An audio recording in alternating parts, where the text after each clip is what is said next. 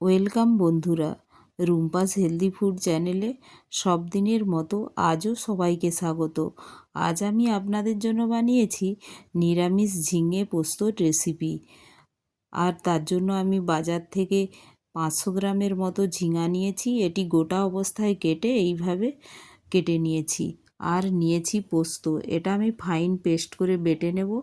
আর নিয়েছি একটি আলু, চেরা কাঁচা লঙ্কা, সরষের তেল, ফোড়নের জন্য নিয়েছি গোটা পোস্ত আর লঙ্কা, আর নিয়েছি লবণ আর হলুদ।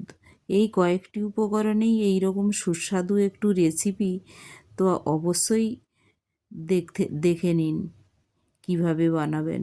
তার জন্য আমি গ্যাসের ওভেনে কড়াই বসিয়ে দিলাম।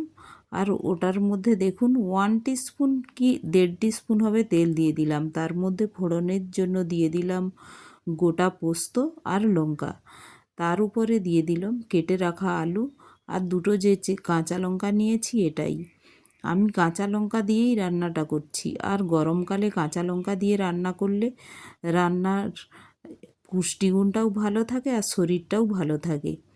আর দেখুন এই অবস্থায় আলুর মধ্যে দিয়ে দিলাম স্বাদ মতো লবণ আর পরিমাণ মতো হলুদ দিয়ে আমি আলুটা নাড়াচাড়া করে নেব। আর এটা নাড়াচাড়া করে এর মধ্যে আমি দিয়ে দেব যে ঝিঙাটা আমি কেটে ধুয়ে রেখেছিলাম, সেই ঝিঙাটা আমি এর মধ্যে দিয়ে দেব। দিয়ে আমি নাড়াচাড়া করে নেব। আর দেখুন এই রান্নাতে একটুও জল লাগে না, ঝিঙাতে এত জল থাকে, তো সেই ঝিঙের জলেই এটা নিজের সবজিতে নিজেই কুক হয়ে যায়। তো দেখুন এর মধ্যে ঝিঙাগুলো দিয়ে দিলাম। আর আলুটা একটু লাল লাল করে একটু নেড়েই নিলাম। আলুটার সাথে ঝিঙে একসাথে কুক হয়ে যাবে। আর ঝিঙে কুক হতে বেশি সময় লাগে না, তাই আলুটা একটু ভালো করেই আমি ভেজে নিলাম। আর ওর মধ্যে দিয়ে দিলাম যে পোস্তটা আমি ফাইন পেস্ট করে বেটে রেখেছিলাম, ওটা দিয়ে দিলাম। পোস্তটা দিয়ে আমি নাড়াচাড়া করে এটা ভালো করে আমি নেড়ে নিচ্ছি। আর বেশি নাড়ছি না, খুব বেশি পোস্ত পোস্ত তো তো একটু হালকা নাড়াচাড়া করলেই এর ফ্লেভারটা ভালো আসে।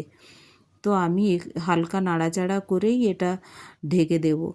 আর দেখুন আমার মশলার সাথে ভালোভাবে আলু আর ঝিঙেটা প্রায় কষা কষা হয়ে গিয়েছে। তো এই অবস্থায় আমি ঢেকে একটু কুক হতে দেব। এখন একদমই জল নেই, কিন্তু দেখুন আর জলও দিই না, কিন্তু একটু পরে দেখুন 3-4 মিনিটের মতো কুক হয়েছে, তাতেই কতটা পরিমাণে জল বেরিয়ে গিয়েছে। তো সবজি ভালোভাবে এই ঝিঙের থেকে যে জল বেরিয়েছে ওই জলেই ভালোভাবে কুক হয়ে যাবে। দেখুন আলুগুলো প্রায় কুক হয়ে এসেছে, তো আমি একটু বাকি আছে, তো আর একবার আমি ঢেকে এটা কুক হতে দেব। আর জলটাও অনেকটা বেরিয়েছে, তো এটাও কুক হতে হতে এই জলটাও একটু কমে আসবে। তো তখন আমি 3-4 মিনিট এটা কুক হতে দিলাম। দেখুন এখন প্রায় কমে এসেছে।